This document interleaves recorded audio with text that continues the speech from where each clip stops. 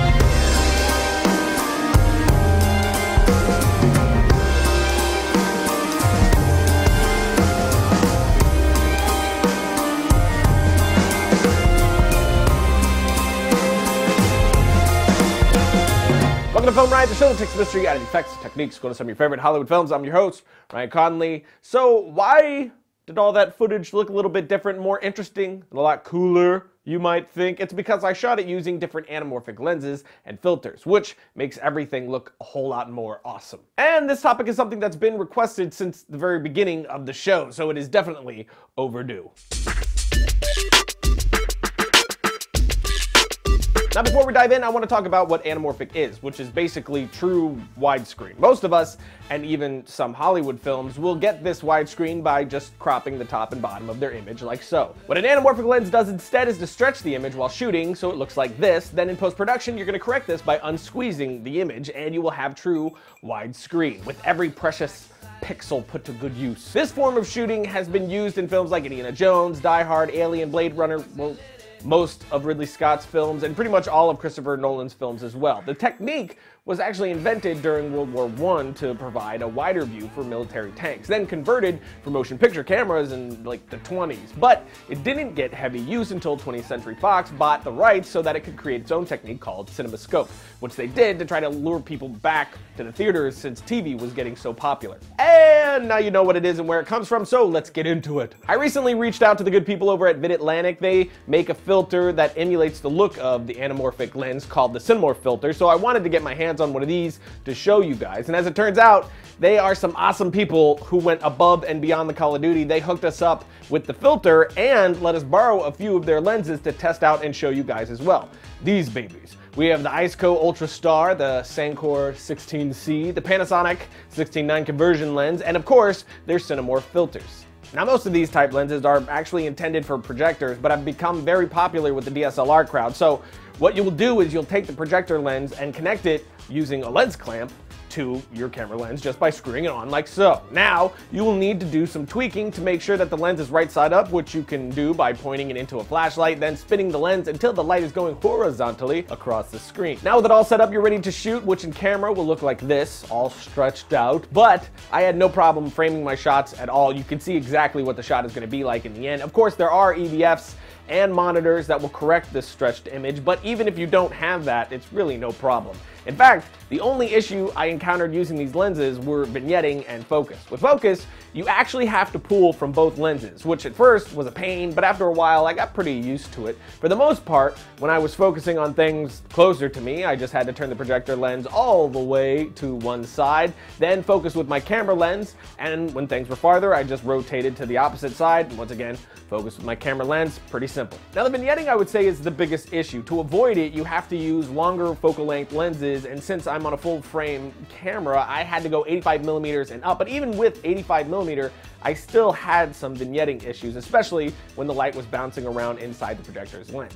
Now, I actually like some of this vignetting, even though it is a downside. If you understand it, you can actually utilize it for style. But that general idea kind of encompasses these lenses in a nutshell. They have tons of small little quirks and issues to keep in mind and work around, like getting soft in certain apertures, or not being able to go too wide or even to telephoto with your lens choice. But if you understand the pitfalls, you can use them to your advantage and come up with some very interesting stuff. Which again, this technique in general really renders a much more cinematic look, which is due to the fact that you are shooting stretch, then bringing it into your editor like so, and either stretching or squeezing your image back to normal. I decided to squeeze by dropping the vertical scale. Now, how much you drop depends on what lens you're using. For info on that, you can actually just download this Anamorphic shooter's guide right here. It has all the numbers there and can walk you through it. So now, since the image was stretched then squashed back down, we get these really great cinematic flares and a much more cinematic look to the bokeh as well, which bokeh is just referring to the aesthetic quality of the blur in your image, which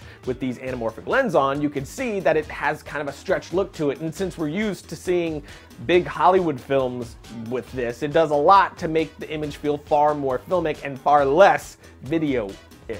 So for those of you who often ask how to get a more cinematic look, this is something that definitely delivers the emotion of a Hollywood film. Now I'm going to take a quick break, then we're going to compare footage with and without the anamorphic look and a filter that makes getting the look 10 times easier and cheaper. Domain.com is a place to go if you're looking to get yourself a domain name or web hosting, whatever it is that you're looking to do, from hosting a blog, promoting yourself on the web. Domain.com is by far the best place to go. If you want a domain name but you can't decide what you want that to be, Domain's got the discovery system that can hook you up and help you get the right one for you. And just to sweeten the deal, as I've told you a million times, you use that coupon code FILMRIGHT at checkout and you're going to get 15% off your domain name and web hosting. So if you're looking to build yourself a presence on the web, start a business, whatever it is, do it through Domain.com.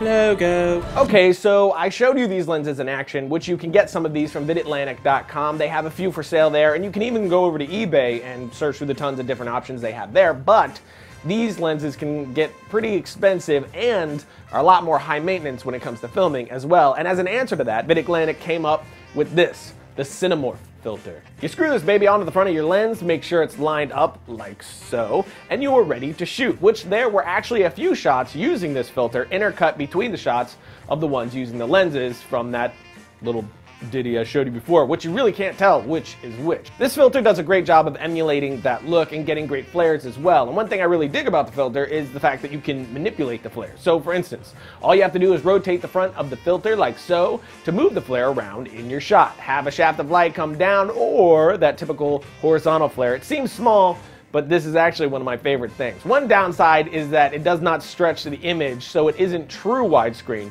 So you will be losing some of your image, having to crop the top and bottom. But some of the perks of this filter are the fact that it doesn't make your image soft like some of the lenses do, and the vignetting is less of an issue. It can still be an issue depending on what lens you're using, but I found it much more manageable. Plus, with run and gun shooting, which I do a lot, this filter is far more practical than the lenses are. So there you go. We have the lenses and the filters, which now I would say which is my favorite, but honestly I don't have one. Although each lens and filter can basically be used for the same effect, each is different and has its own style and personality. One feels a little more vintage, one is a litern more epic, and so on. I mean, one of the lenses has that very Michael Bay-ish, J.J. Abrams type flare, and the other one has more of a white, westerny type feeling to it. But each delivers a different type of look and flare, so you really have to test them out and see which one you want. And I mean, really, to give you an idea of what I mean, here's a comparison between each and even some shots that are clean to show you how different they make everything look.